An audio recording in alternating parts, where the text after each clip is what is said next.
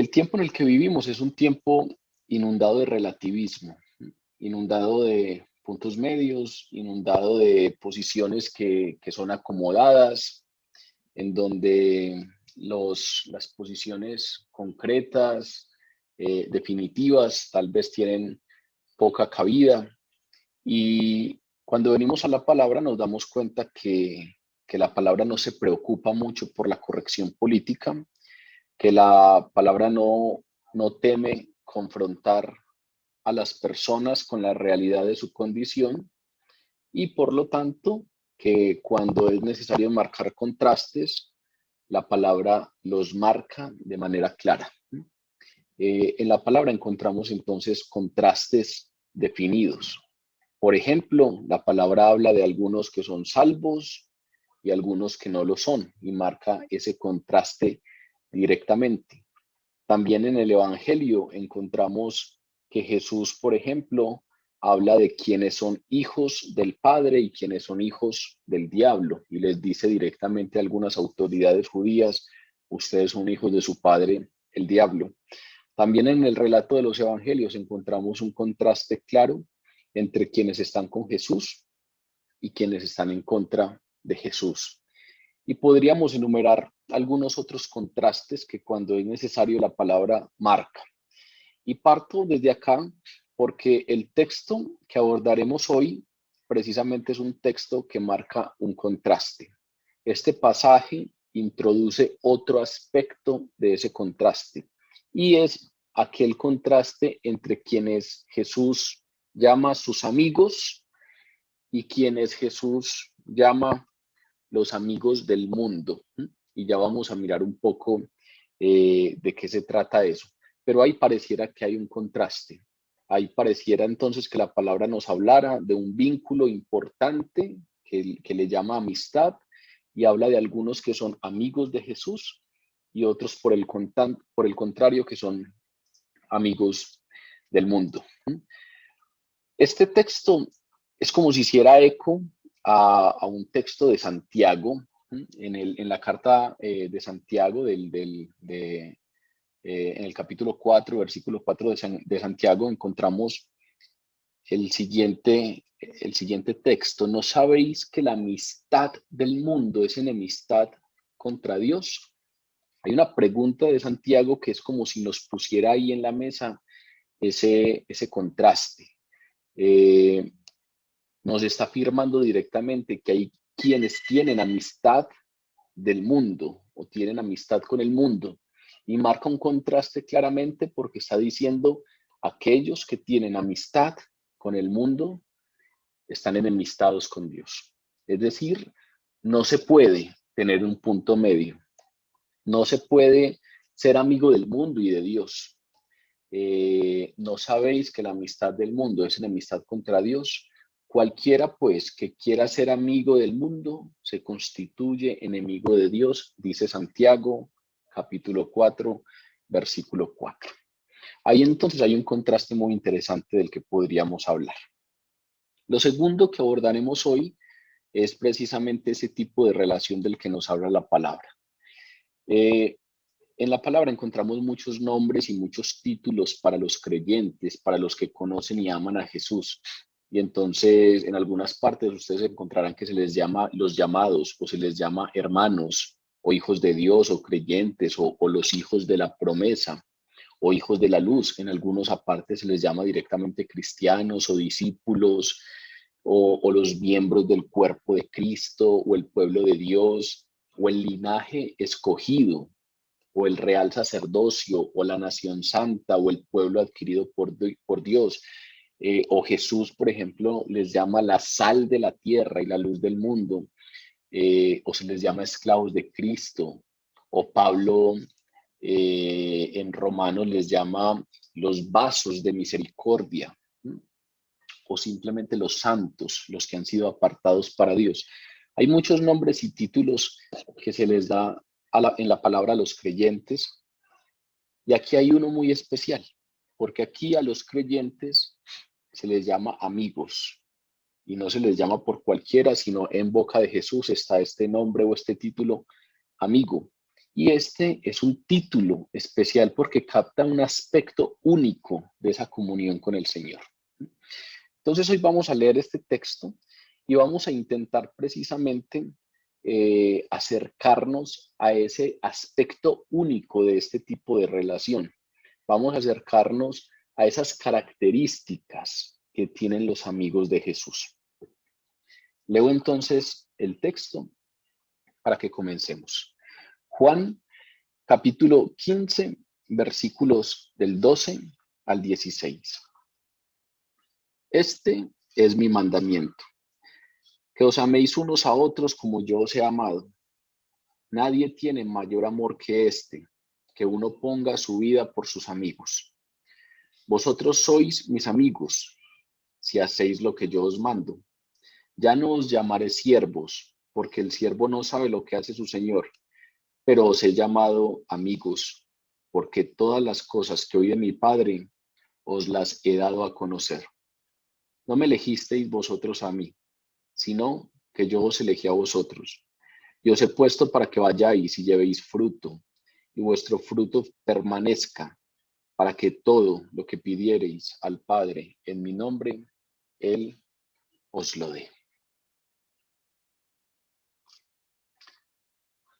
Bueno, este texto comienza precisamente a darnos algunas características de eso de ser amigo de Jesús.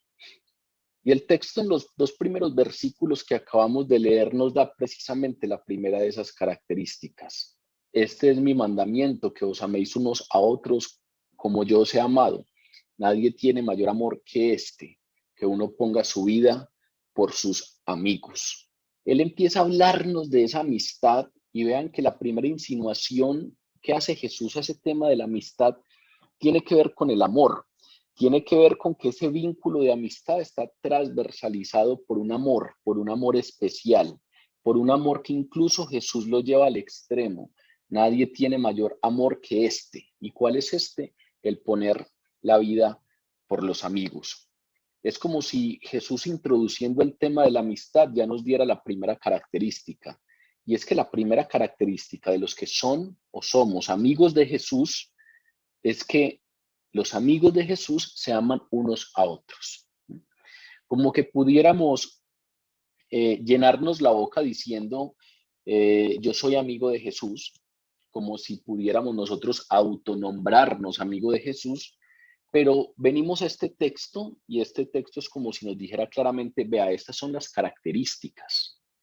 Entonces vamos a ir revisando precisamente si nosotros cumplimos o no esas características o vamos a irnos empapando de esas características que tienen esos amigos. Y esa primera característica es muy clara. Los amigos de Jesús se aman unos a otros. Eso ya lo habíamos estudiado hace poco porque esta es la segunda vez que en esta noche, y cuando hablo de esta noche estoy hablando de la noche del Jueves Santo, la noche de la última cena, la noche previa a la muerte de Jesús, en donde Jesús está dándoles un discurso de despedida a los discípulos.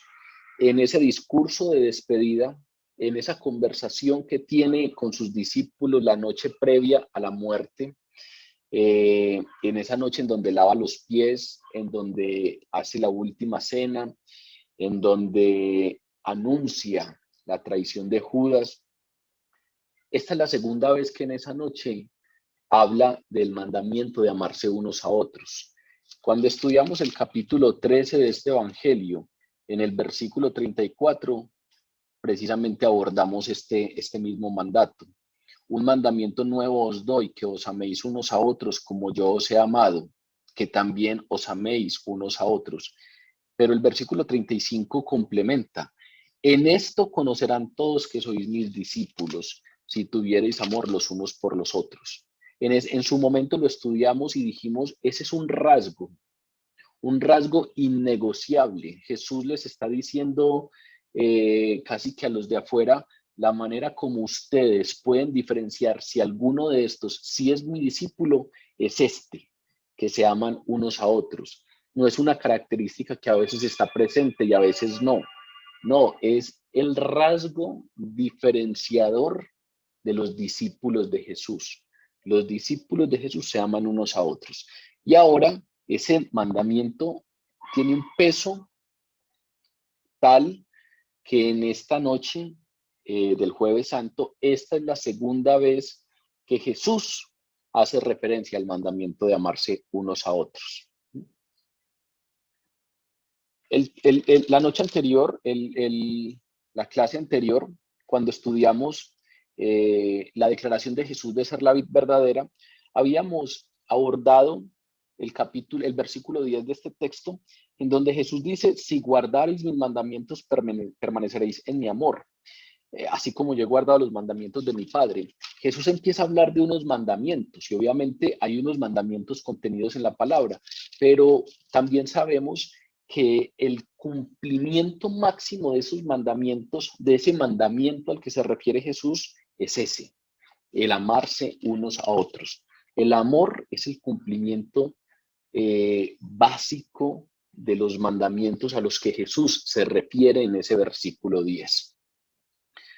Pablo expresó ese mismo principio cuando les escribió a los romanos. Si ustedes van a la carta a los romanos, en el capítulo 13, versículo 8, dice: no debáis nada a nadie, sino el amaros unos a otros, porque el que ama a su prójimo ha cumplido la ley.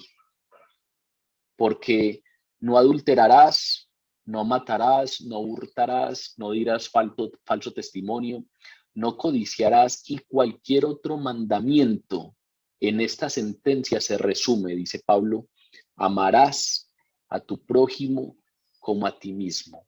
El amor no hace mal al prójimo, así que el cumplimiento de la ley es el amor. Jesús, aquí al iniciar este texto, nos está precisamente hablando del mandato máximo, del mandato a partir del cual podemos darle cumplimiento a esos mandamientos a los que él se ha referido en el versículo 10 anterior. Si guardareis mis mandamientos, permaneceréis en mi amor. Pues ahora nos dice: este es mi mandamiento. Es como si nos hubiera insinuado allí algo, pero no quedó concreto: si guardareis mis mandamientos. Y unas lineecitas más adelante concreta la idea y les dice: este es mi mandamiento, que os améis unos a otros como yo os he amado. De manera pues que este tema debe ser ligado al tema anterior. Este tema que estamos abordando hoy debemos ligarlo a lo que estudiamos el domingo pasado. Aquí Jesús está concretando cuál es el mandamiento al que hace referencia. Y Pablo, después, haciendo eco de esta enseñanza, nos dice directamente: lo único que debéis a los demás es el amaros unos a otros, porque el que ama al prójimo ha cumplido la ley. Todo se resume allí: no adulterarás, no matarás, no hurtarás, no dirás falso testimonio, no codiciarás. Cualquier mandamiento se resume en esa sentencia: amarás a tu prójimo como a ti mismo.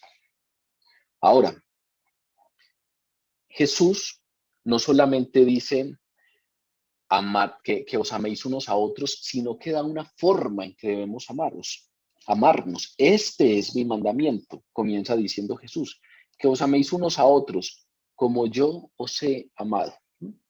Ahí entonces hay una forma que es muy particular. ¿Por qué? Porque ahí sí que tenemos que ligarnos a lo que estudiamos en el texto anterior. Ahí sí que es necesario venir y traer a colación todo ese tema de la vid, toda esa figura botánica que nos enseñó Jesús sobre la vid. Recuerden, él dice: yo soy la vid verdadera y ustedes son las ramas, y ustedes no pueden dar ningún fruto si están despegados de mí. Tienen que estar pegados a mí y permanecer en mí, y que mi vida fluya a través de ustedes. Esa es la única manera en que pueden dar fruto. Ahora bien, aquí nos está diciendo que el amor del que él está hablando no es cualquier amor. No es un amor que sale simplemente por el afecto natural que tenemos hacia algunas cosas. Él está dando una forma específica de amar. Ámense unos a otros como yo os he amado. En otras palabras, nos está diciendo: el amor al que me refiero es un fruto de que ustedes estén pegados en mí. Ustedes no pueden amar como yo los amé si no están pegados a la vid, si no están pegados a mí. Puede que ustedes sientan que naturalmente tienen amor hacia sus familiares, amor hacia sus cónyuges, hacia sus novios, amor hacia algunas cosas. Sí, pero aquí les estoy hablando de otro amor. Aquí les estoy hablando de un amor que solo pueden tener si están pegados a mí, de un amor que viene como fruto de lo que yo hago al interior de ustedes.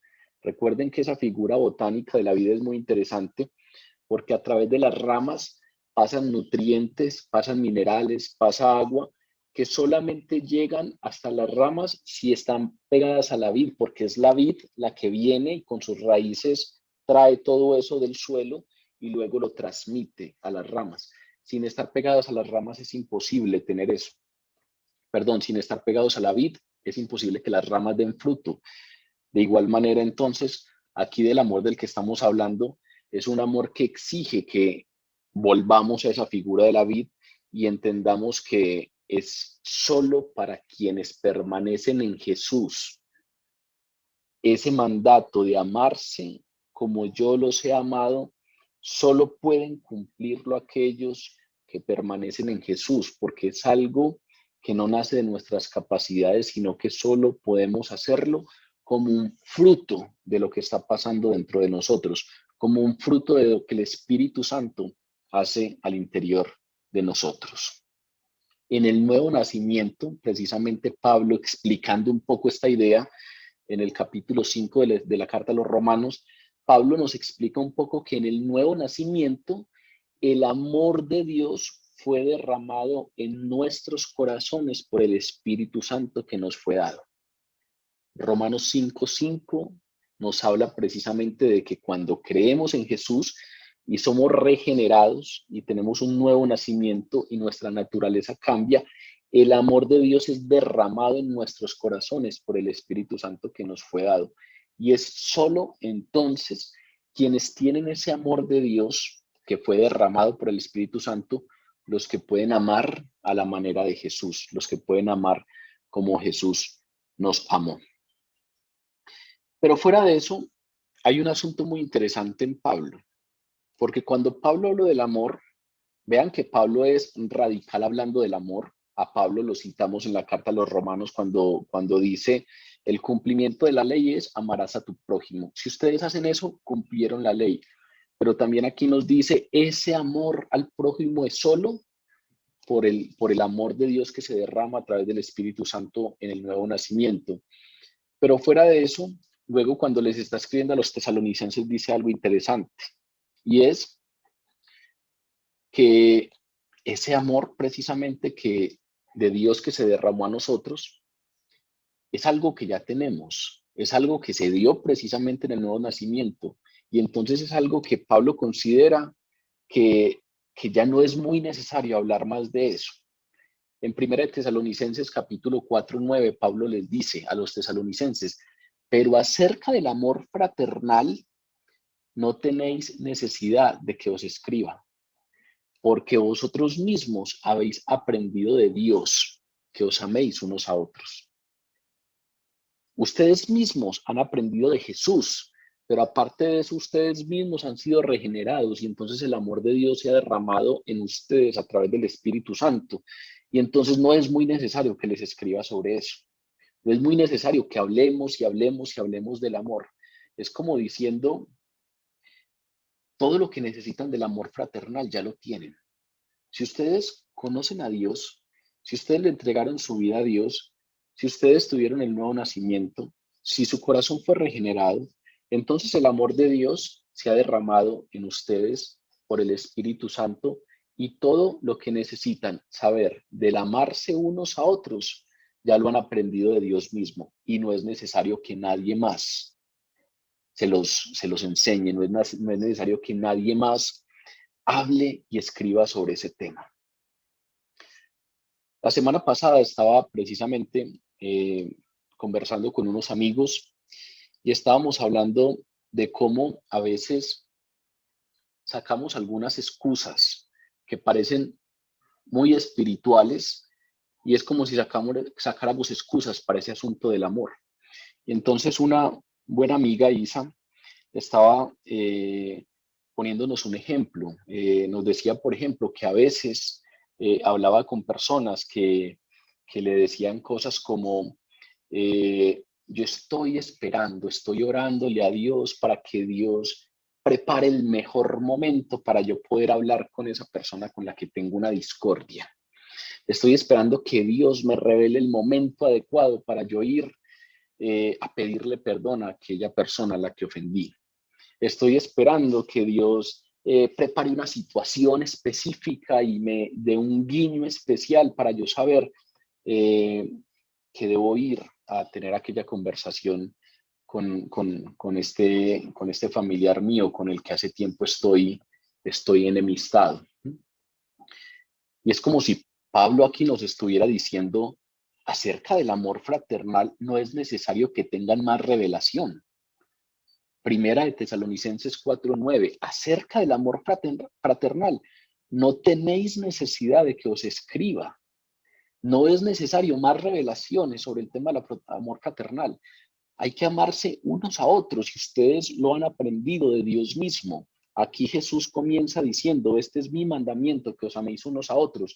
No se necesitan más pistas, no se necesitan más señales. Ya todo lo que necesitamos para practicar el amor fraternal se nos ha dado. No es necesario aplazar más. Ese asunto de aplazar la práctica del amor en excusas muy espirituales de estoy esperando que Dios prepare el momento, estoy esperando que Dios me dé un guiño, estoy esperando que Dios prepare el momento propicio, son simplemente excusas para este mandato, porque como lo dice Pablo, acerca del amor fraternal no es necesario que les revelen más cosas. Ámense unos a otros. Sobre el amor fraternal, ustedes han aprendido directamente de Dios. No pueden amarse si no es el Espíritu Santo el que derrama el amor de Dios en sus corazones. Pero si ustedes ya son creyentes, si su corazón fue regenerado, pues el Espíritu Santo, a través del Espíritu Santo, se ha derramado el amor de Dios en sus corazones. Y eso es todo lo que necesitan para empezar a cumplir este mandato de ámense los unos a otros. Es todo lo que necesitamos. Sacamos y sacamos excusas porque somos muy espirituales, entonces nos vamos y nos metemos en nuestro lugar de oración y esperamos una revelación especial para ir a practicar el amor. Pero recuerden la enseñanza de Jesús. Si vas al templo a ofrecer algo y te acuerdas que tienes algo contra tu hermano, ve primero y ponte en buenas cuentas con él y ya así después ven y ofrece los sacrificios, ofrece las ofrendas. Es decir, en otras palabras nos está diciendo, dejen de poner en primer lugar el ritualismo por sobre el amor. El cumplimiento de la ley, como lo dice Pablo, es ámense los unos a otros. Es lo primero. Dejen el ritualismo, dejen de poner el ritualismo por sobre el amor, porque este es el cumplimiento perfecto de la ley, que se amen los unos a los otros. Y no hay excusas para no hacerlo. Y no hay aplazamientos. Y no necesitan más revelaciones. Y no necesitan más guiños, ni necesitan más pistas. Y no necesitan de condiciones especiales y tampoco necesitan una capacitación especial. Porque como dice Pablo, no es necesario que os escriba sobre el tema del amor fraternal, porque de ese tema ustedes ya están curtidos, ya están capacitados, lo que necesitaban saber ya lo saben, del mismo Dios lo han aprendido y el amor de Dios derramado en sus corazones a través del Espíritu Santo los faculta para amar de la manera que les estoy llevando a amar. Juan, en su primera epístola, hace hincapié en esto repetidas veces, hace hincapié en esto casi planteándolo como un eco literal a lo que dice Jesús en el capítulo 13. En esto conocerán que ustedes son mis discípulos, si tienen amor unos por otros. Y eso tiene una consecuencia negativa. Si ustedes no se aman los unos a los otros, entonces no son mis discípulos. En ese sentido, Juan, en la primera epístola, es totalmente concreto, totalmente claro al respecto. Voy a leer algunos versículos de esa primera epístola de Juan para que ilustremos un poco la importancia de esta idea. Capítulo 2, versículo 9. El que dice que está en la luz, capítulo 2 de la primera carta de Juan, versículo 9. El que dice que está en la luz y aborrece a su hermano, todavía está en tinieblas. Así de simple lo dice Juan. El que cree estar en la luz, pero no ama a su hermano, no se engañe, todavía está en tinieblas. El que ama a su hermano permanece en la luz y en él no hay tropiezo. Pero el que aborrece a su hermano está en tinieblas y anda en tinieblas y no sabe a dónde va porque las tinieblas han cegado sus ojos. Vea que Juan lo dice de una manera muy simple, pero también lo dice de una manera comprometedora. No reconocerán que están en la luz porque respiran ustedes y exhalan Espíritu Santo, porque se mantienen con la novena X o Y en la mano, porque hacen X cantidad de oraciones en el día, porque se visten de X o Y manera. Todo eso lo hemos hablado, es importante, pero el aspecto fundamental que dice Juan frente a reconocer si estamos en la luz o no es ese. El que dice que está en la luz y aborrece a su hermano es un mentiroso, está todavía en tinieblas. Capítulo 3, versículo 10. En esto se reconocen los hijos de Dios y los hijos del diablo. Vean otra vez el contraste. Primera carta de Juan, capítulo 3, versículo 10. En esto se reconocen los hijos de Dios y los hijos del diablo. Todo aquel que no hace justicia y que no ama a su hermano no es de Dios. Otra vez, concreto, pare de contar. ¿Quiere reconocer quiénes sí son hijos de Dios y quiénes son hijos del diablo? Vaya y revise quién ama a su hermano. El que no, finalmente Pablo con un punto directo dice, no es de Dios. Capítulo 3, versículo 14. Nosotros sabemos que hemos pasado de muerte a vida en que amamos a los hermanos. ¿Cómo reconocer si yo fui regenerado?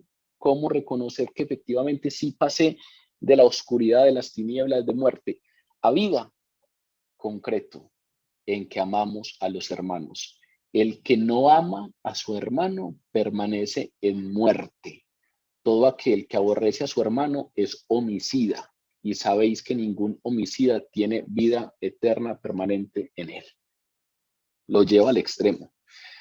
Lo lleva a decir, si usted no ama, usted es igual que un homicida. Si usted no ama, es como aquel que ya cometió el acto, pero usted lo tiene aquí en su corazón. El que aborrece a su hermano, el que guarda rencor contra su hermano, el que guarda odio contra su hermano, hace exactamente lo mismo que el que cometió el acto. No se engañen. El que no ama a su hermano permanece en muerte. Pero sigue con la idea. Capítulo 4, versículo 7. Amados, amémonos unos a otros, porque el amor es de Dios. Todo aquel que ama ha nacido de Dios y conoce a Dios. Y el que no ama no ha conocido a Dios, porque Dios es amor. Otra vez, concreto. Creemos conocer a Dios, pues Juan nos dice, el que no ama no ha conocido a Dios. Capítulo 4, versículo 20. Si alguno dice, yo amo a Dios y aborrece a su hermano, es un mentiroso. Pues el que no ama a su hermano, a quien ha visto, ¿cómo puede amar a Dios, a quien no ha visto? No se puede entonces, según Juan, amar a Dios si se aborrece al hermano. El que dice, amo a Dios pero aborrezco a mi hermano, es un mentiroso. Como ven, pudiéramos seguir haciendo eco en muchos textos bíblicos que redundan en esta idea, que reafirman esta idea, pero vean hasta el nivel que lo llevan. Este es mi mandamiento, este es el cumplimiento de mis mandamientos. Ámense los unos a los otros como yo os he amado. Ese es el cumplimiento de la ley. Han de amarse los unos a los otros como Jesús los amó. Y esto no quiere decir que los creyentes podamos amar de la manera perfecta como Jesús lo hace. No, esto no quiere decir que nosotros de la noche a la mañana ya amemos perfectamente y que algunos sentimientos o algunas carencias de carácter que obviamente hay aún en nosotros y que deben ir siendo pulidas, y que celos y contiendas y que riñas y que el ser sentido y que eh, todas las cosas que normalmente tenemos nosotros, no quiere decir que de la noche a la mañana desaparecen y entonces nosotros podamos amar de la manera perfecta como Dios ama. No, pero sí hay un rasgo específico en la manera como Jesús nos manda a amar. Y ese rasgo específico tiene que ver con la manera como Él amó. Y esa manera como Él amó, aparte de ser perfecta, es un amor que se hace incluso en el sacrificio. Jesús ama incluso en el sacrificio, ama incluso cuando es difícil amar. Efesios 5:2 nos habla precisamente de ese rasgo. Cuando Pablo le dice a los efesios, anden en el amor, así como Cristo nos amó y se entregó a sí mismo por nosotros como ofrenda y sacrificio a Dios en olor fragante. Cuando Pablo está después enseñándole a los efesios otra vez este mandato de amarse unos a otros, precisamente habla de ese rasgo de cómo Jesús nos amó. Anden en el amor así como Cristo nos amó y se entregó en ofrenda y sacrificio. Entonces vean que es muy interesante ese rasgo que rescata Pablo de esa forma de amar de Jesús. Ustedes deben amar como Jesús los amó. Y esa explicación de cómo Jesús nos amó hace que Pablo llegue a resaltar el asunto de que la manera como Jesús nos amó fue entregándose a sí mismo por nosotros como ofrenda y sacrificio. Y eso entonces tiene que ver con un amor que va más allá de la comodidad y con un amor que continúa incluso cuando no es tan fácil. Y eso es importante, sobre todo en el mundo en el que estamos hoy, en donde está de moda el no hacer las cosas que no nos nacen, porque solamente la felicidad consiste en hacer las cosas que fluyen del corazón, y cuando las cosas no fluyen, entonces forzarlas es ir en contra de mi felicidad propia. Y el tema del flow, ahora que está de moda el reggaetón, el flow, que es el fluir, como que solamente se hace aquello en lo que fluyo, aquello que se me da fácilmente, aquello que se me da por naturaleza. Y amar cuando nos nace, como amo, por ejemplo, a mi sobrina y como amo a mis padres y como amo a mis hermanos, amar de esas maneras es fácil. Amar como se ama a la novia y como se ama a la esposa, pues muy seguramente en ese punto no necesariamente necesitaríamos esa condición especial de la regeneración, porque hay cierto afecto natural que fluye de nosotros. Pero en este caso, pues hay una partícula específica en ese mandato y es amen como yo os he amado. Amen hasta el extremo. Amen incluso cuando eso implica sacrificio. Amen incluso cuando no necesariamente fluye. Amen incluso cuando no necesariamente nace. Amen incluso cuando no es fácil. O amen incluso cuando ese amor no es recíproco, porque amar cuando yo soy amado tal vez es fácil, pero, pero amar ante la indiferencia no es tan sencillo. Amar frente a la envidia no es tan sencillo. Amar frente al rencor no es tan sencillo. La manera como amó Dios fue presentándose y entregándose a sí mismo como ofrenda y sacrificio. Entonces, como ven, esto no necesariamente tiene que ver con el flow. Esto no necesariamente tiene que ver con el fluir. Esto no necesariamente tiene que ver con el amor que siempre nace y que siempre es fácil y que siempre dan ganas de amar.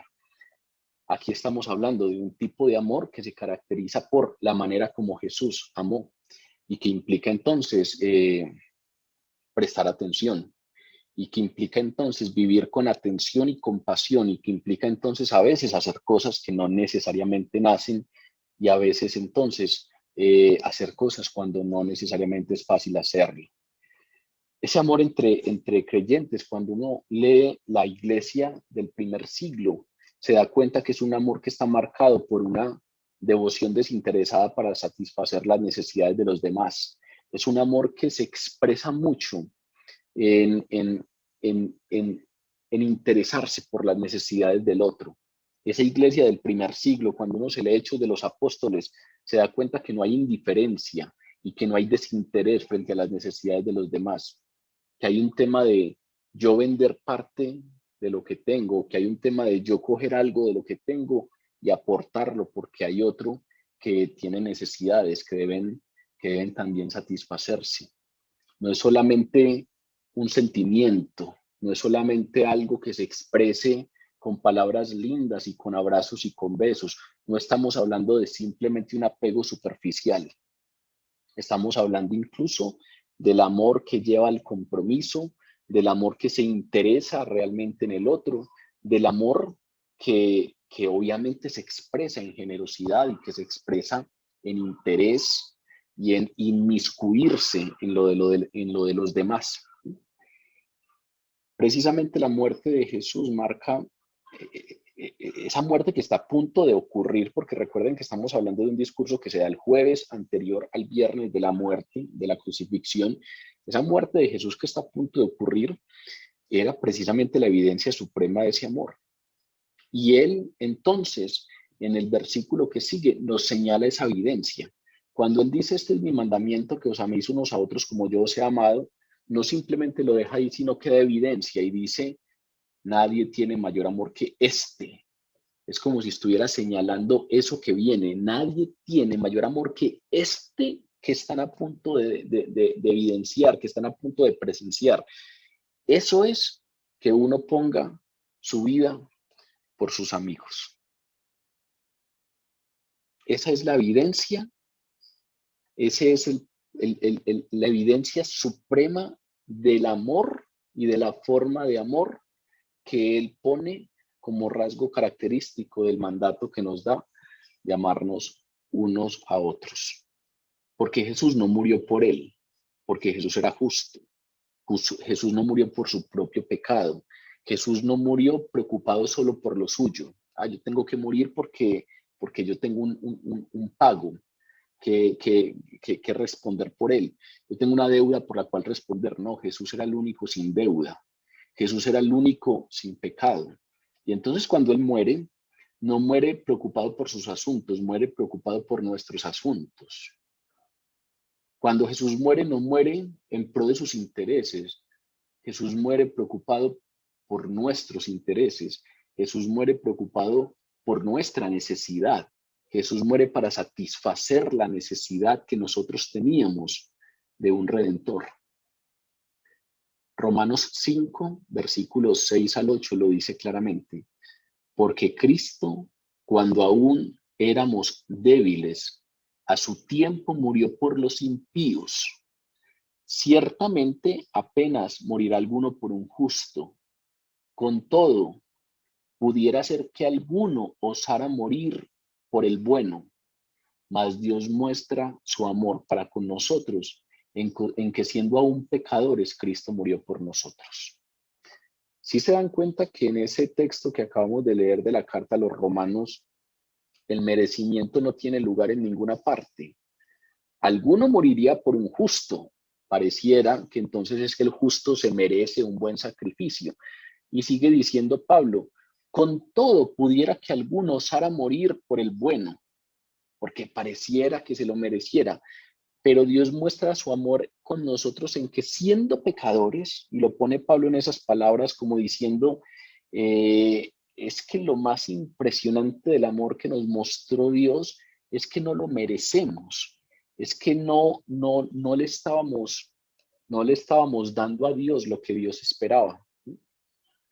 ¿Recuerdan las parábolas que estudiamos hace 8 días con el asunto de la viña? Cuando dice en Isaías Dios, ayúdenme a ver qué voy a hacer con esto. porque un sembrador sembró una viña y la cercó y la cuidó y le puso un muro para que las bestias salvajes no la dañaran y abonó bien su terreno y no hubo un solo cuidado que quedara faltando. Pero esa viña no dio las uvas que el viñador esperaba como uvas dulces, sino que dio uvas agrias. Es decir, hice todo y me pagaron mal. Hice todo y la retribución no es la que yo esperaba. Eso es el pecado. Cuando el profeta Isaías está hablando de ello, está diciendo que Dios separó un pueblo y lo separó de entre las otras naciones y lo cuidó y lo llevó por el desierto y abrió el mar en dos para que pasaran seguros. Y cuando tuvieron hambre, pues el maná llegó. Y cuando tuvieron sed, brotó agua de la roca. Y Dios mismo habló cara a cara con ellos y les dio estatutos y les dio ordenanzas. Y yo esperaba entonces que fueran una nación santa y fiel y que acogieran mis mandatos y que cumplieran mis leyes, y lo que han hecho es pecar. Lo mismo nos está diciendo aquí Romanos, Pablo en la carta a los Romanos. Dios muestra su amor para con nosotros en que aun siendo pecadores, sin merecerlo, Cristo murió por nosotros. Ven que no fluye, ven que no es merecimiento, ven que no es que nace. Pablo lo dice incluso, de pronto tendría sentido que alguien muriera por el justo, de pronto habría merecimiento en que muriera por el bueno, pero es que morir por los pecadores. Él demuestra su gran amor en que el colmo de los colmos es que murió por nosotros, que somos pecadores. Ese es el tipo de amor del que nos habla Jesús. El amor sin merecimiento, no es solo al que merece mi amor porque me ama, porque me trata bien, porque me da palmaditas en el hombro, porque me saluda muy formalmente, porque es muy servicial, porque le debo incluso favores. No, eso pareciera amar al justo y amar al bueno, pero vean que la manera como Jesús nos ama es que aún siendo pecadores, cuando no hay merecimiento, cuando la retribución no es la esperada, cuando no hay reciprocidad, ahí, aún ahí, Jesús nos amó, siendo aún pecadores, murió por nosotros. Ese es fundamentalmente la evidencia suprema del amor, en que Él no murió por sí mismo, sino que murió por nuestra gran necesidad. Pablo, en la segunda carta de Corintios, tiene una declaración que es maravillosamente concisa, que uno ahí casi que pudiera resumir el Evangelio. En el texto original griego son solo 15 palabritas y, y, y ahí está todo, como que ahí está condensado todo lo que gastamos tanto tiempo explicando, en lo que meditamos tanto, ahí está condensadito todo. Segunda de Corintios 5:21. Al que no conoció pecado, por nosotros lo hizo pecado, para que nosotros fuésemos hechos justicia de Dios en él. Esa es la redención, ese es la expiación de Dios, ese es el sacrificio sustitutivo de Jesús, ese es el amor de Dios por nosotros, a aquel que no conoció pecado, a Jesucristo el justo, por nosotros lo hizo pecado, es decir, fue y pagó la culpa que no debía pagar él. ¿Para qué? Para que nosotros, los pecadores, los que no lo merecíamos, fuésemos hecho justicia de Dios en él. Es decir, para que nosotros, que no somos justos, fuésemos presentados como justos. ¿Por qué? Porque aquel pagó por mí, porque aquel me amó de tal manera que se presentó como sustituto pagando lo que yo debía pagar. Ese es, esa es la evidencia suprema del amor. Esa es precisamente esa evidencia clara del rasgo con el que Jesús nos llama a amar a los demás. Juan habla de esto mismo en su primera epístola, en el capítulo 3. En esto nosotros hemos conocido el amor de Dios, en que Él puso su vida por nosotros. Y así entonces, dice Juan, vean la importancia de esto que él dice, Primera de Juan, capítulo 3, versículo 16. En este hemos conocido el amor de Dios, en que Él puso su vida por nosotros. También nosotros debemos poner nuestra vida por los hermanos. ¿Qué significa poner la vida por los hermanos? No significa que vamos a ir a hacer lo mismo que hizo Jesús en el sacrificio en la cruz. Significa que en nuestra vida, a veces, a pesar de que hayamos conocido a Dios, todavía nosotros estamos aquí en el centro. Y todavía lo más importante somos nosotros. Y todavía lo único que importa son nuestros intereses. Y todavía lo único que importa es lo que nos satisfaga a nosotros y lo que nos convenga a nosotros y lo que acontezca para que yo esté bien. A lo sumo, para que yo y mi familia estemos bien. Pero ese poner la vida por los hermanos es amar al otro como a mí mismo, que la vida del otro me importe tanto como me importa la mía, que la situación del otro me importe tanto como me importa mi situación. Y por eso, en el versículo 17 de ese capítulo 3 de la primera epístola de Juan, Juan explica qué significa poner la vida por los demás. Lo vamos a leer completo. En esto hemos conocido el amor, en que Él puso su vida por nosotros. También nosotros debemos poner nuestras vidas por los hermanos. Y continúa diciendo, el que tiene bienes de este mundo y ve a su hermano tener necesidad y cierra contra él su corazón, ¿cómo mora el amor de Dios en él? Hijitos, no amemos de palabra ni de lengua, sino de hecho y de verdad. Vean entonces la implicación del amar como Jesús me amó. Realmente el interés en la vida de los demás, realmente la preocupación por la necesidad de los demás.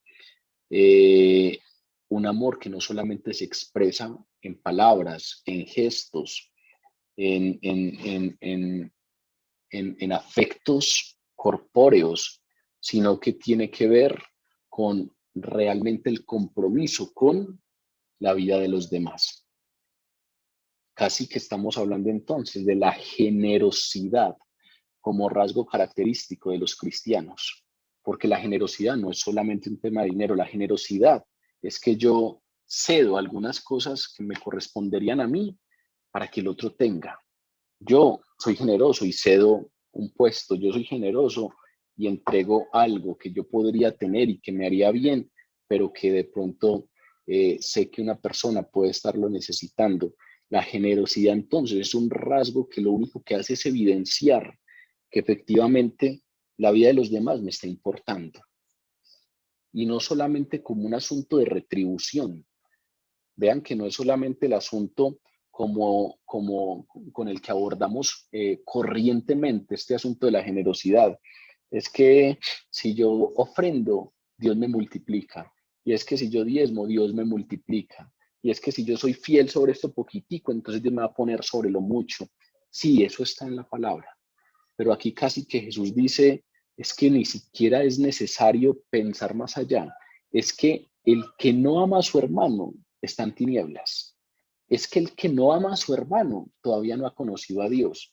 Es que la evidencia de un corazón regenerado es que paulatinamente vamos a dejar de nosotros ser el centro del universo y vamos a poder entender que Dios está ahí y por eso el mandato es amen a Dios con todo su corazón, con toda su alma y con todas sus fuerzas. Y nosotros estamos con los demás hermanos y entonces podemos amar a los demás como a nosotros mismos. Nos llama amigos Jesús y nos hemos posiblemente llamado amigos de Jesús, pero la primera característica entonces de los amigos de Jesús es que los amigos de Jesús muestran amor por el hermano de una manera muy concreta y es como Él amó, interesándose aun cuando el otro no muestra interés, interesándose con un compromiso específico, incluso que llega a la satisfacción de las necesidades del otro. Pero el texto continúa. Versículo 14 nos dice, vosotros sois mis amigos si hacéis lo que yo os mando. Una característica fundamental claramente establecida por Jesús. ¿Qué característica tienen los que son amigos de Jesús? que le obedecen. Vosotros sois mis amigos si hacen lo que yo mando. La palabra nos dice claramente que la esencia del pecado es que nos rebelamos contra Dios. La esencia del pecado es que hay una rebelión, perdón, un ir en contra de. Por ejemplo, el profeta Samuel reprendió a Saúl. Saúl es el primer rey de Israel, el que antecedió a David. Y el profeta Samuel lo reprendió. En el primer libro de Samuel aparece esta reprensión, cuando Samuel le dice a Saúl, ¿qué le agrada más al Señor?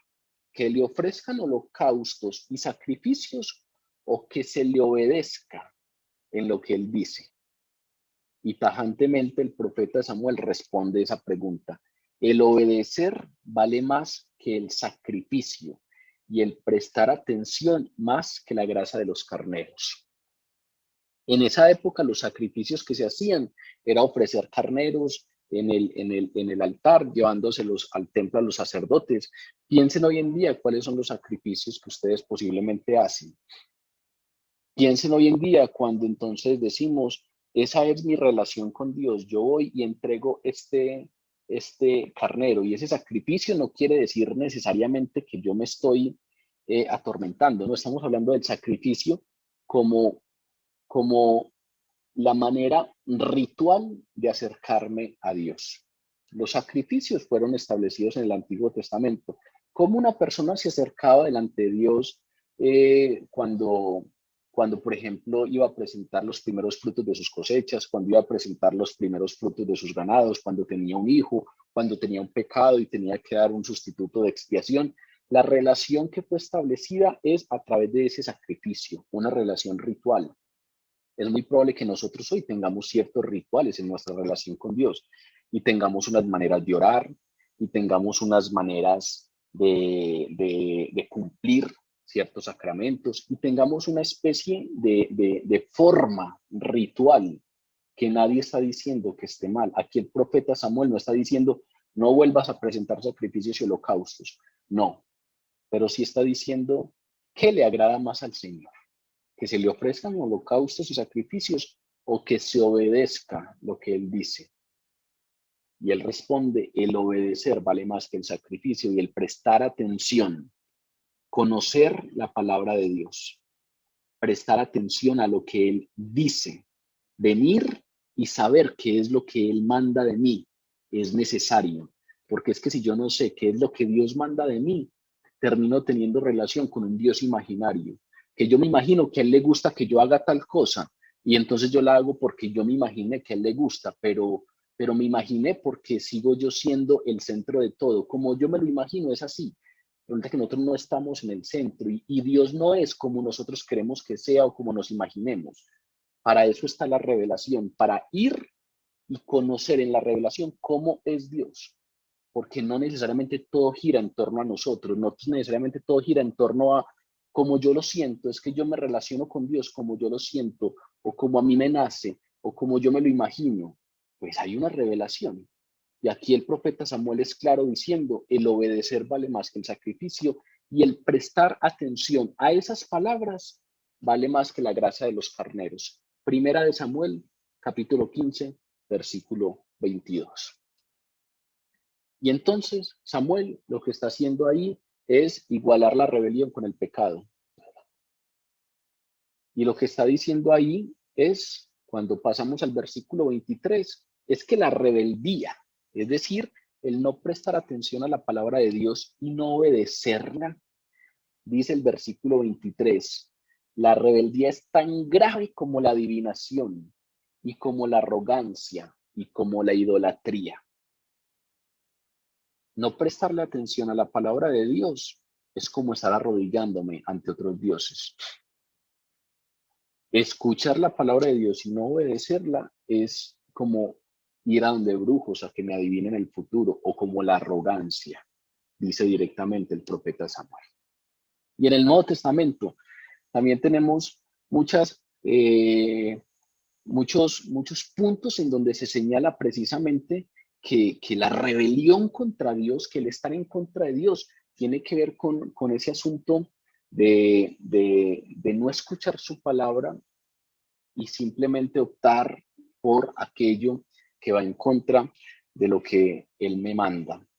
Todo aquel que comete pecado infringe también la ley, pues el pecado es la infracción de la ley. Primera de Juan 3:4. Es decir, aquí hay otro contraste. Aquí hay otro contraste claro porque alejarse del pecado implica obediencia a Dios. ¿Por qué? Porque como acaba de decir Juan, todo pecado es rebelión contra Dios, de tal manera pues que hay un contraste claro.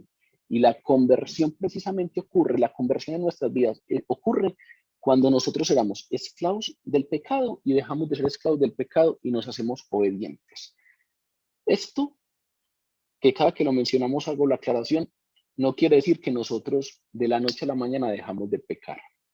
Esto no quiere decir que entonces si yo me resbalo, si yo cometo un desliz, ya eso es evidencia de que yo estoy en contra de Dios y que yo no he conocido a Dios. No, la palabra misma nos dice, los cristianos, los creyentes pecan. Juan nos dice claramente, intenten no pecar, imiten a Dios, así como Él es santo, procuren ser santos. Pero si caen, acuérdense que ustedes tienen un abogado en el cielo. De tal manera, pues, que ahí nos está diciendo, si ustedes caen, no es que hayan cortado relación con Dios, no, antes en ese momento pueden venir con confianza y decir, Señor, en este momento es cuando más necesito de tu sacrificio en la cruz. En este momento es cuando más necesito que intercedas por mí porque caí. En este momento es cuando necesito que me levantes de este barro. Entonces no estamos hablando de ese pecado como la caidilla, como el desliz, como el estoy luchando contra algo, intento no hacerlo y en algún momento me descuidé. No, estamos hablando del pecado como forma de vida, el pecado como hábito de vida. Y por eso cuando Pablo lo llama, habla de ese pecado, habla de esclavos del pecado. Cuando sabemos cuál es el estilo de vida al que Dios no nos llama, pero, pero nos resistimos a lo que Dios manda y seguimos allí. Y sabemos que ese estilo de vida que tenemos no es el que Dios quiere de nosotros, pero nos resistimos a que Él haga los cambios que debe hacer, nos resistimos a que Él maneje lo que debe manejar y entonces seguimos siendo esclavos del pecado. Ahí es donde hay un contraste. Ahí es donde directamente se dice el pecado es rebelión y entonces no se puede ser obediente y tener un hábito de pecado al mismo tiempo.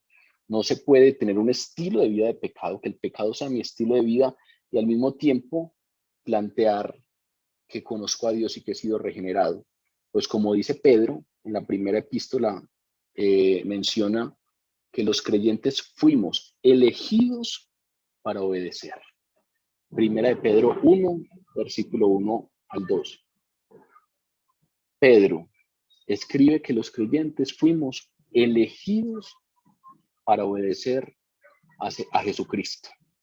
Y precisamente Él define a los incrédulos como aquellos que no obedecen el Evangelio de Dios. Hay un enlace muy lindo entre la fe y la obediencia. Cuando uno va y estudia estos términos en su término original en griego, la fe eh, en muchos textos el tema de la fe que viene desde la confianza se escribe con el griego pisteu, que es confiar. Y cuando venimos a ciertos textos que hablan de obedecer, el término es peito. Y etimológicamente están muy ligados. Etimológicamente la raíz es muy parecida. Tienen una estrecha relación etimológica, pero hay una diferencia entre ellos y es que el obedecer depende de la confianza. El obedecer depende de la fe. Es decir, yo no le obedezco a aquel que yo no le creo. Yo tengo que creer que Él es mi Señor y tengo que creer que quiere algo bueno en mi vida y tengo que creer que dio su vida por mí para obedecerle. Entonces no es obediencia por obediencia, es obediencia como resultado de creer, como resultado de la fe. Vean la carta a los Hebreos, como dice algo de lindo, capítulo 3, versículo 16 al 19. Está hablando del pueblo de Israel que se descarrió en el desierto, que desobedeció. Entonces el autor de la carta a los hebreos dice, ¿quiénes fueron los que habiendo oído le provocaron a Dios? ¿No fueron todos los que salieron de Egipto por mano de Moisés? ¿Y con quienes estuvo Dios disgustado 40 años? ¿No fue con los que pecaron, es decir, con los desobedientes, cuyos cuerpos cayeron en el desierto? ¿Y a quienes juró Dios que no entrarían en su reposo, sino a aquellos que desobedecieron? Y vemos entonces que no pudieron entrar a causa de la incredulidad. Vean que el autor de la carta a los hebreos lo relaciona directamente. Está hablándonos de la desobediencia del pueblo de Israel, y nos dice que desobedecieron, y luego cuando nos explica por qué no pudieron entrar estos a la tierra prometida, nos dice, no pudieron entrar por la incredulidad, porque no le creyeron a Dios. Cada que se rebelaban contra Dios, cada que decían, mejor nos hubiera sido morir en Egipto que venir a morir de hambre en el desierto.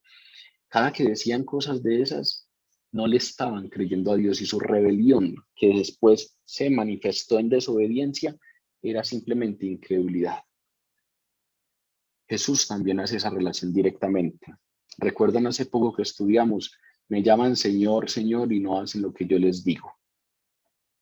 Si están creyendo en mí para llamarme Señor, pues tendrían que hacer lo que les digo, porque la fe y la obediencia tienen una relación directa. La obediencia es evidencia de la incredulidad. Ahora, hay que hacer una aclaración. Por supuesto que la obediencia no es la que obtiene la salvación. En esto hay que ser muy claros, porque si no, nos volveríamos unos ritualistas que despreciamos la gracia de Dios y terminamos creyendo que nuestros esfuerzos y nuestros méritos pueden alcanzarnos la salvación. Nos terminaríamos convirtiendo en unos legalistas que consideramos que cumplir la ley es lo que nos da la salvación. Y el nuevo pacto dice lo contrario. El nuevo pacto dice, el pacto antiguo era que la salvación venía por el cumplimiento de la ley y nadie fue capaz de cumplirlo, nadie. Moisés no entró en la tierra prometida porque tuvo rebelión contra Dios en las aguas de Meriba, cuando tenía que hablarle a la peña para que saliera agua, y él no lo santificó, sino que le pegó con la vara, y debido a ello no entró en la tierra prometida. No hay uno solo justo que haya cumplido en su totalidad la ley y que pueda ser presentado como justo por sus propios méritos. Y entonces fue necesario el nuevo pacto. Dios se encarnó como hombre, y él, siendo hombre, fue el único que vivió sin pecado. Por lo tanto, fue totalmente justo, y él pagó el precio que teníamos que pagar todos los otros pecadores. Ahora, cuando nos habla de obediencia, nos está hablando de la obediencia como un fruto de lo que ya pasó en nosotros, de la regeneración que tenemos por gracia, pero no como la obediencia que nos lleva a la salvación. Eso sería volver al legalismo del Antiguo Testamento y darnos contra las paredes y darnos cuenta que no hay uno solo justo, porque como dice la palabra, el que diga que no peca hace mentiroso a Dios. La obediencia aquí se está abordando como la evidencia de un corazón regenerado, pero que no salva. Para ponerles un ejemplo, si ustedes cometen una infracción y por esa infracción los llevan a la cárcel, y, y resulta que pueden salir libres si pagan una fianza, si van y pagan un dinero, y ustedes resultan que pagan esa fianza, o alguien viene y paga la fianza, y entonces ustedes obtienen libertad. Se dio el cumplimiento a la condena, y entonces ustedes obtienen libertad. Y resulta que ustedes habían cometido un error, habían hecho algo que no debieron hacer, y por eso fueron presos, y por eso tocó pagar la fianza. Y después de que ustedes salieron, porque se pagó la fianza, resulta que aprenden del error y no lo vuelven a cometer. Podríamos nosotros entonces interpretar que esa persona es libre porque no volvió a cometer el error. No, esa persona no volvió a cometer el error porque aprendió de algo, porque hubo algo adentro, un aprendizaje adentro, pero esa persona es libre porque se pagó la fianza y punto. Hay un hecho legal concreto, se pagó una fianza y por esa fianza la persona es libre. Ahora, después de que sea libre, puede que esa persona haya aprendido algo y no vuelva a cometer ese error. Puede que sea más precavido y no vuelva a cometer ese error. Pero lo que le dio libertad es el pago de la fianza. No lo dejaron libre por otra cosa, sino por el pago de la fianza. Así nosotros, pues, pecamos y se nos impuso una condena, y la condena es la muerte. La palabra dice el pago del pecado es la muerte. Y entonces Jesús vino y murió por nosotros. Pagó el precio de nuestros pecados pasados, presentes y futuros. Pero no solamente hay algo externo. La gran diferencia entre lo que pasa con nosotros, con Jesús, y el ejemplo que acabo de poner, es que si esa persona no vuelve a cometer el error es porque lo interiorizó y porque hubo un aprendizaje de él propio. En cambio, cuando nosotros somos regenerados, no solamente Jesús viene y paga el precio y nos justifica, sino que al mismo tiempo hay un proceso de regeneración. Es decir, Jesús empieza a trabajar dentro de nosotros y dice la palabra que cambia nuestra naturaleza y dice la palabra que recibimos el Espíritu Santo. Todo eso viene como en un combo. En el momento en el que creemos en Jesús, somos justificados. Hay un tema legal, se paga la fianza, se paga el precio por la condena, pero al mismo tiempo nuestro corazón es regenerado, nuestra naturaleza es cambiada y empieza un proceso por el Espíritu Santo que es el proceso de santificación. Empieza un proceso paulatino de santificación. Y ese proceso paulatino de santificación y esa regeneración que tenemos se evidencia en la obediencia. De ninguna manera entonces podemos confundir el asunto y terminar planteando que lo que a nosotros nos da la salvación es la obediencia. No, lo que a nosotros nos da la salvación es que se pagó el precio por nuestro pecado en la cruz del Calvario. Nosotros somos salvos únicamente por gracia, por el sacrificio de Cristo Jesús en la cruz del Calvario. Pero aparte de eso, la evidencia de que efectivamente somos salvos y de que hay una regeneración es que amamos a los demás como a nosotros mismos y que obedecemos. La salvación es únicamente por gracia. Efesios 2, versículo 8 dice, somos salvos por gracia, por medio de la fe, no por obras para que nadie se gloríe. No es por obras. Si yo fuera salvo por mi obediencia, podría gloriarme y podría decir, es que yo soy más estricto que ustedes, es que yo soy más disciplinado que ustedes. Aquí todos estamos en la misma condición, ninguno merecemos estar delante de los pies de Dios, estar en presencia de Dios, y todos somos totalmente dependientes de la gracia, que significa favor inmerecido. La carta a Timoteo también nos da claridades sobre este asunto. Capítulo 3, versículo 5. Dios nos salvó no por obras de justicia que nosotros hubiéramos hecho, sino por su misericordia, por el lavamiento de la regeneración y por la renovación en el Espíritu. Por eso es que somos salvos. Ahora, la consecuencia de haber sido regenerados y la consecuencia de haber sido renovados es la obediencia. Son las buenas obras, obras de justicia que intentaremos hacer. Cuando hablamos de este tipo de cosas, entonces hay algunos que siempre dicen, pues si somos salvos por gracia, entonces dediquémonos a pecar, igual ya somos salvos por gracia. Pues resulta que el que piense de esa manera, lo único que está haciendo, según lo que estamos estudiando, es evidenciar que dentro de él no hay regeneración y no hay renovación del Espíritu Santo. Porque el pensar de esa manera no es un fruto de la regeneración y de la renovación. El pensar de esa manera es el fruto básico de la carne. El pensar de esa manera es el seguir en rebelión.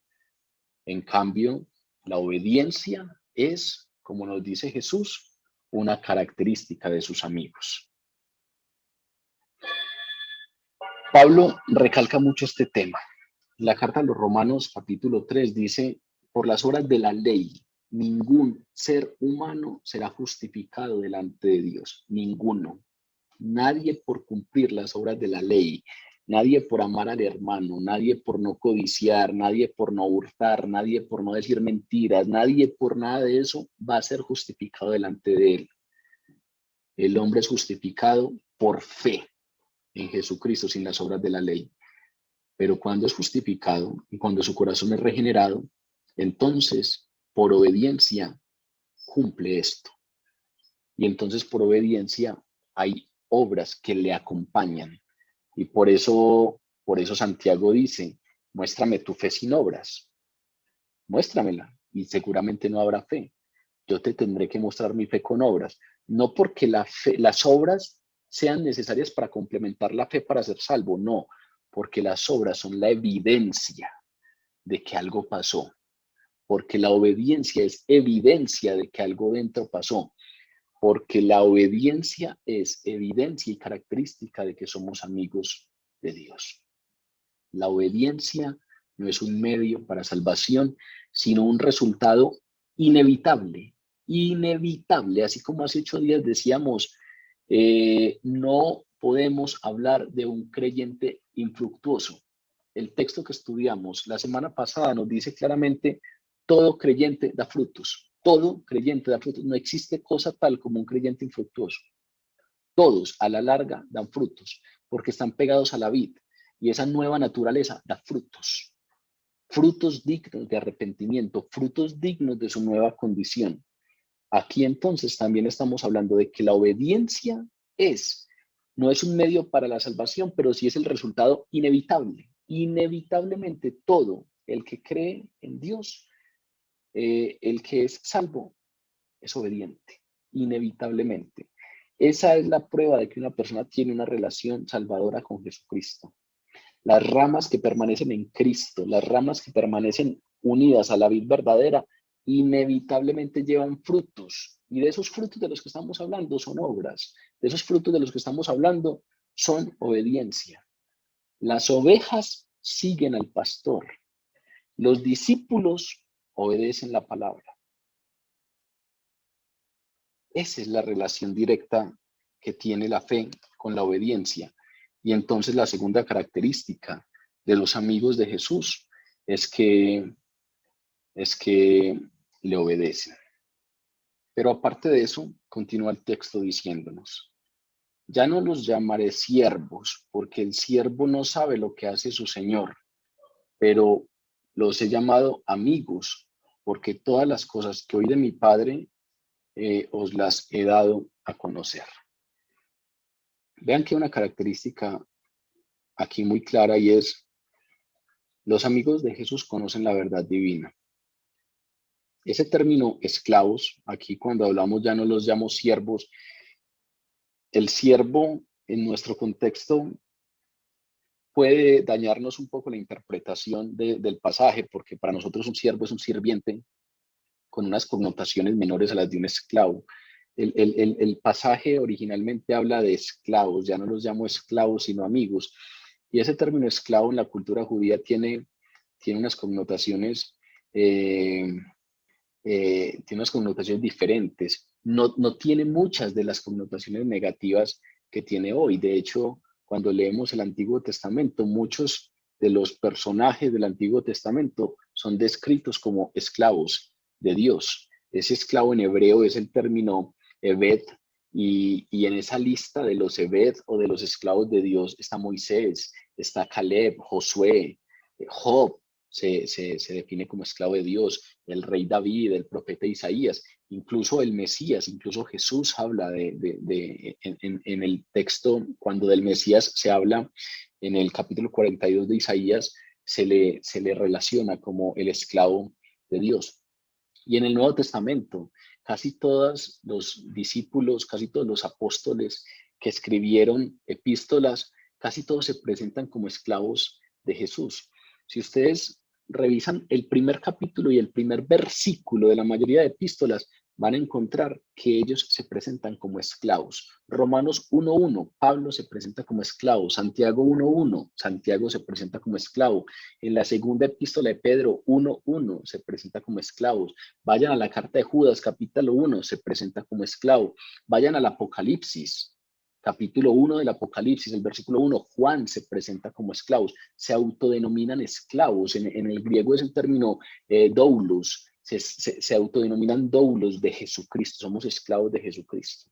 Y el término en ese contexto reflejaba una dedicación de tiempo completo y una dependencia total a su Señor. No era necesariamente el término con las connotaciones negativas de abuso que a nosotros nos llegan por los relatos de la época de la colonización y cómo la corona española tomó esclavos africanos e incluso argumentaban que no tenían alma y entonces por eso se podía abusar de ellos. Nosotros tenemos una idea de esa esclavitud a partir de esos relatos, de la colonización y los afrodescendientes como esclavos que se sometían a trabajos forzados y abusos, etcétera. No necesariamente en la cultura judía estaban esas connotaciones negativas cuando se habla de esclavo, pero sí el término no es necesariamente sirviente, ese término doulos es la palabra correspondiente a esclavo que tiene una que se le empareja, que es la palabra kurios, que es señor. Es decir, si yo soy esclavo es porque hay un señor. Si yo soy un doulos es porque hay un kurios. Jesús es el Señor y los creyentes somos los esclavos. Y entonces ahí estamos hablando de que en muchos de los usos en el Nuevo Testamento hay cerca de 150 usos que se le dan a ese término doulos. Se hace referencia a la esclavitud, al esclavo que está de tiempo completo, dedicación y dependencia total de su Señor.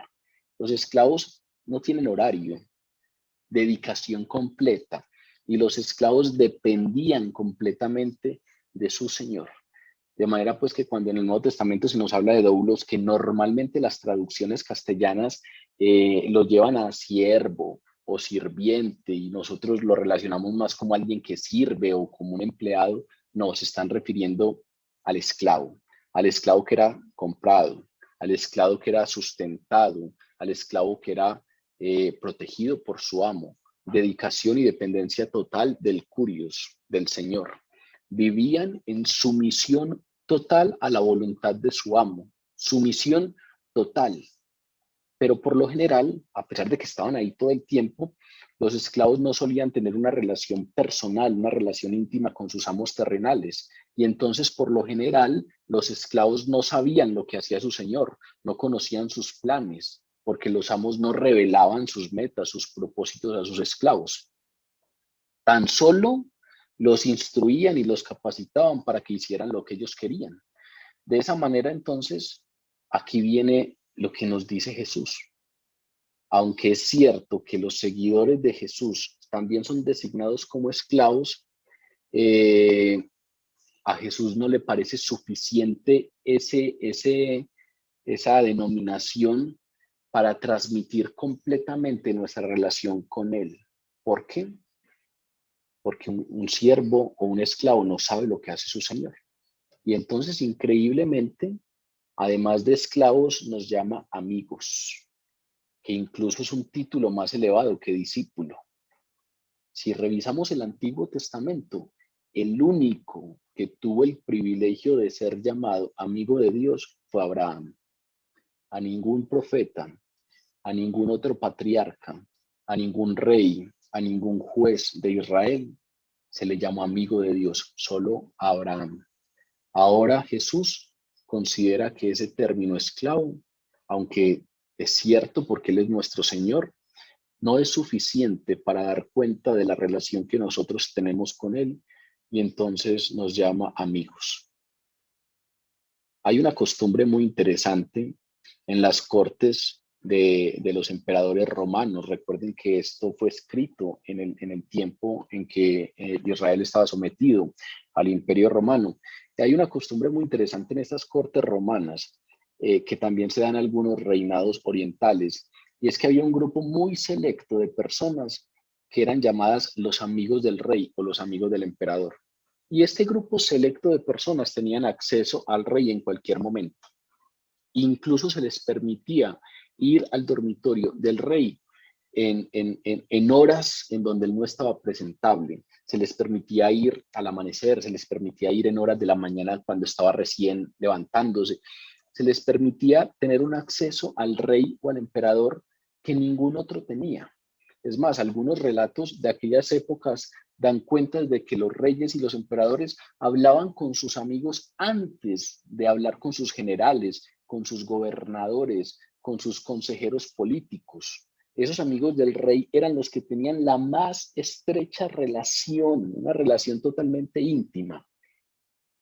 El rey siempre salía bien presentado, el rey ante sus súbditos salía siempre imponente. En cambio, con sus amigos tenía una confianza tal que eso no era necesario, entonces incluso se les permitía ir al dormitorio del rey en momentos en donde él no estaba presentable, porque la relación no era solamente esa relación formal, era una relación estrecha e íntima.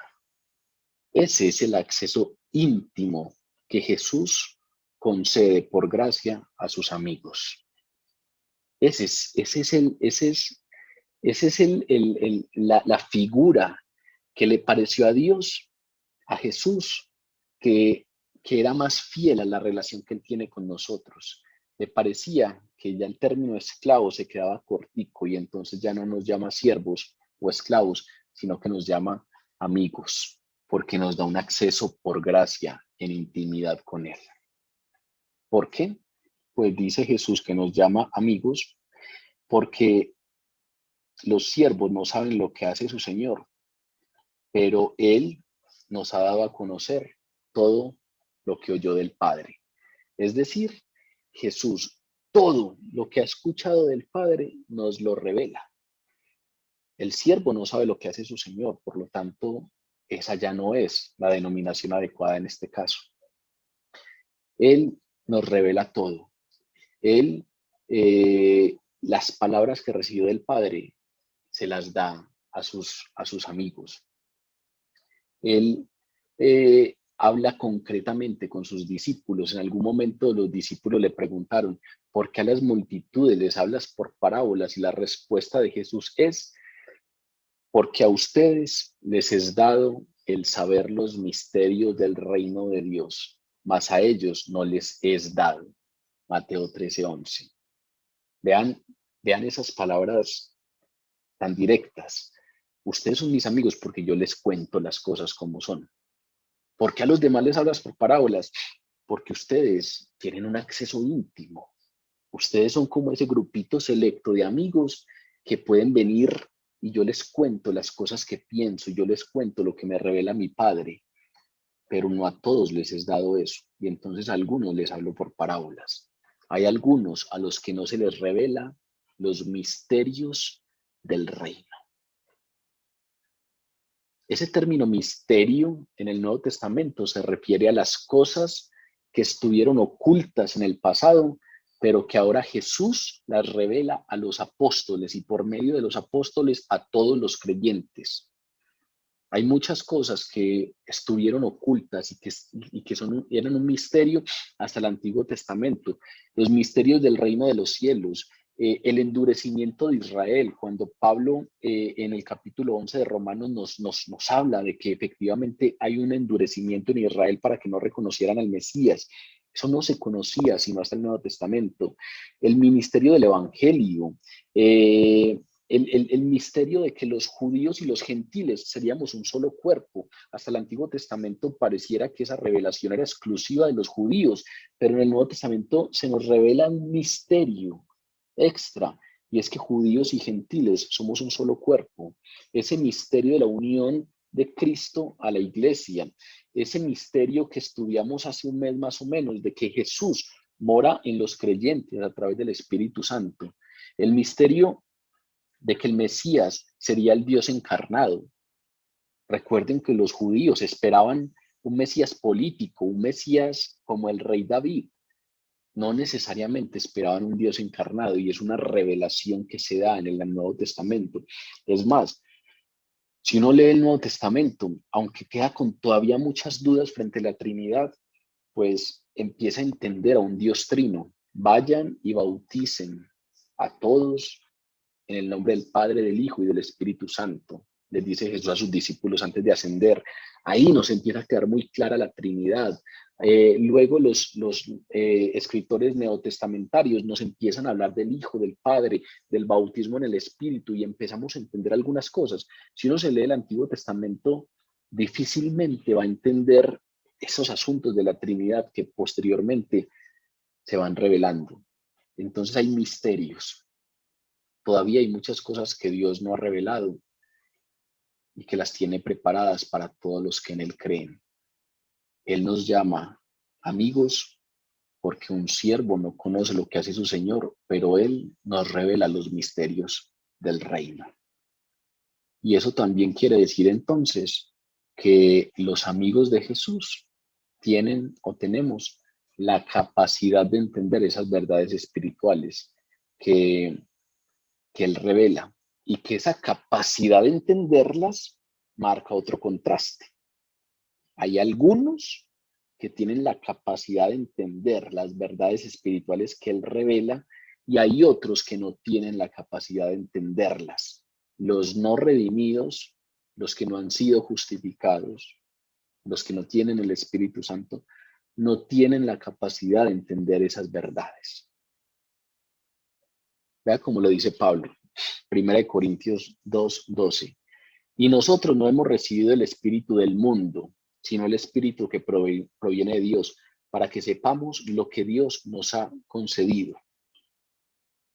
Lo cual también hablamos, no con palabras enseñadas por sabiduría humana, sino con las que enseña el espíritu, acomodando lo espiritual a lo espiritual. Pero el hombre natural no percibe las cosas que son del Espíritu de Dios, porque para él son locura y no las puede entender, porque se han de discernir espiritualmente. En cambio, el hombre espiritual juzga todas las cosas, pero él no es juzgado por nadie. Porque ¿quién conoció la mente del Señor? ¿Quién lo instruirá? Mas nosotros tenemos la mente de Cristo. Hay algunos que no han recibido el Espíritu de Dios y entonces no pueden entender las cosas que son del Espíritu de Dios porque para él son locura. Esa es otra característica entonces que claramente diferencia a los amigos de Jesús. No solamente porque Él les revela los misterios del reino, sino porque tiene la capacidad de entender las verdades reveladas por Jesús. Que quienes no son sus amigos, quienes no son redimidos, no tienen esa capacidad. Para ellos eso es locura. No las pueden entender porque son cosas que han de discernirse espiritualmente, no con el espíritu del mundo, sino con el espíritu que proviene de Dios. Y para terminar, el texto nos habla de una última característica en el versículo 16. No me elegisteis vosotros a mí, sino que yo os elegí a vosotros, y os he puesto para que vayáis y llevéis fruto, y vuestro fruto permanezca, para que todo lo que pidiereis al Padre en mi nombre, Él os lo dé. La última característica a la que hace referencia Jesús es que sus amigos han sido escogidos por Él. Al contrario de la práctica judía, en donde los discípulos eran los que elegían al rabí y se acercaban al rabí que querían seguir, los discípulos de Jesús no eligieron a Jesús, sino que Jesús los eligió. Y eso es importante, saber que Jesús eligió a los discípulos y a todos los creyentes por extensión, sin que mediara mérito alguno, elimina cualquier pretensión de orgullo espiritual que los cristianos puedan sentir.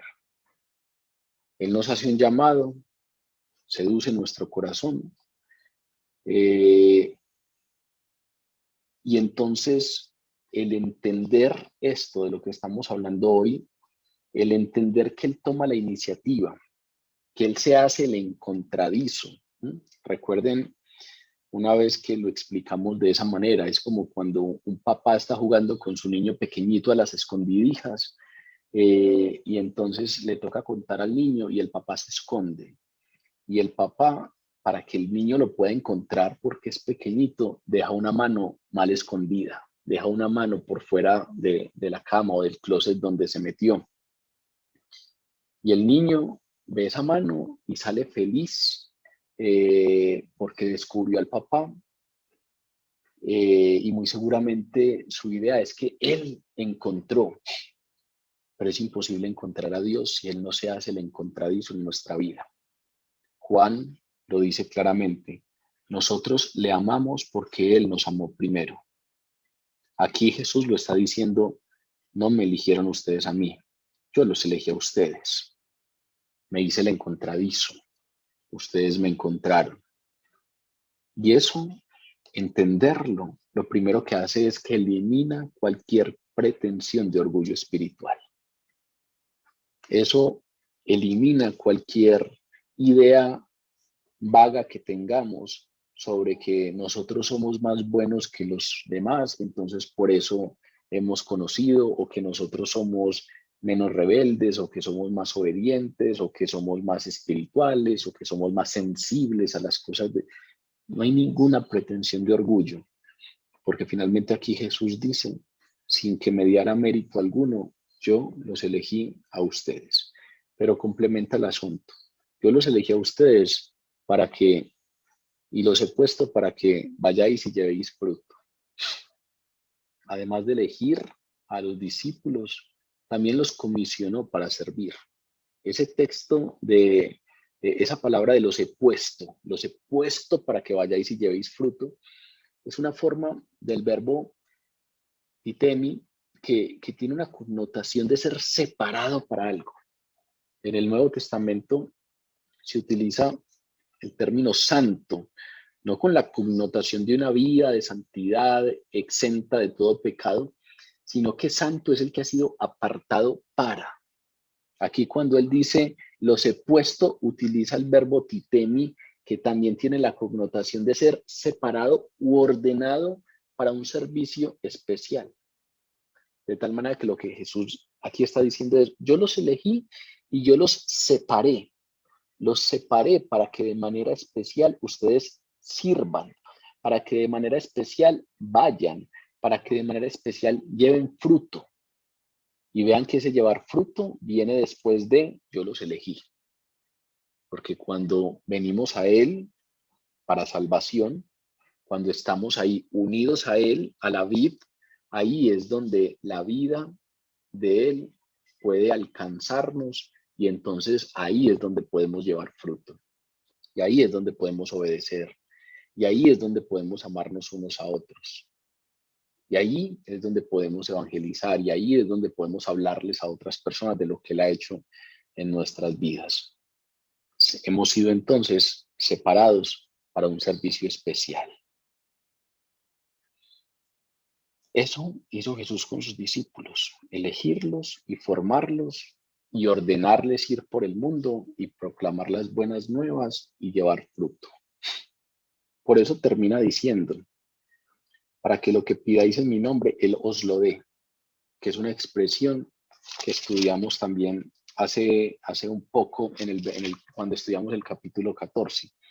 Ese asunto de orar en su nombre o hacer las cosas en su nombre, ya sabemos que es hacerlo en representación de ser sus enviados, ser sus embajadores. Y entonces orar en el nombre de Jesús es orar en concordancia total con lo que aquí estamos diciendo, en concordancia total con lo que es la vida de Jesús, en concordancia total con lo que Él nos demanda, en concordancia total con amar a los demás como a nosotros mismos, en concordancia total con obedecer. Y esa es la oración que Jesús aquí está comprometiéndose a responder. De tal manera, pues, que la oración de la que habla aquí Jesús es la oración en concordancia, la oración de aquel que ha sido regenerado, de aquel que no es el centro de aquel que no solamente piensa todo por su interés y por su conveniencia, sino aquel que con la naturaleza nueva y con la vida de Cristo fluyendo a través de él, anhela la voluntad del Señor y ora en el nombre de Jesús. Se alinea con Jesús para esa oración. Si ustedes ven esto con lo que termina Jesús este texto, finalmente nos lleva a un compromiso importante, porque lo que Jesús está diciendo aquí al final es que la vida cristiana no es un deporte para espectadores. La vida cristiana no es para verla a la vera del camino. No existe tal cosa como esa. No existe tal cosa como un cristiano que no esté dando fruto. O no existe tal cosa como un cristiano que no esté obedeciendo. O no existe tal cosa como un cristiano que no haya sido enviado. Todos. Yo los elegí a ustedes y no ustedes a mí. Y los he puesto, los he separado para que vayáis y llevéis fruto y vuestro fruto permanezca. Si ven, todos los que están unidos a la vid han sido separados para que lleven fruto. No existe cosa tal como una vida cristiana, contemplativa, solo desde afuera, mirando como un espectador lo que pasa allí. Y cuidado que este término contemplativo no lo utilice en el sentido del ministerio de la contemplación, que ya eso es un fruto como tal, ya eso no es quedarse al margen, ya eso es un fruto como tal. Eso es lo que nos está diciendo Jesús aquí al final, que los creyentes no se quedan quietos mientras el mundo continúa su camino. Al contrario, el mandamiento explícito es ir y hacer discípulos a todas las naciones, bautizándolos en el nombre del Padre, del Hijo y del Espíritu Santo, enseñándoles que guarden todas las cosas que os he mandado. Y aquí yo estoy con ustedes todos los días hasta el fin del mundo. Esas fueron las últimas palabras que Jesús les dijo a sus discípulos antes de ascender a los cielos. No hay espacio para estar estáticos. Todos son apartados para que vayan y lleven frutos. Como ven, el texto de hoy nos ha hablado de una dualidad interesante. Nos ha hablado de unos privilegios, porque más que siervos somos amigos. Nos ha hablado de lo que es ser amigo, de la intimidad y el acceso que tiene un amigo a diferencia de un esclavo. Pero al mismo tiempo, ese gran privilegio acarrea una gran responsabilidad.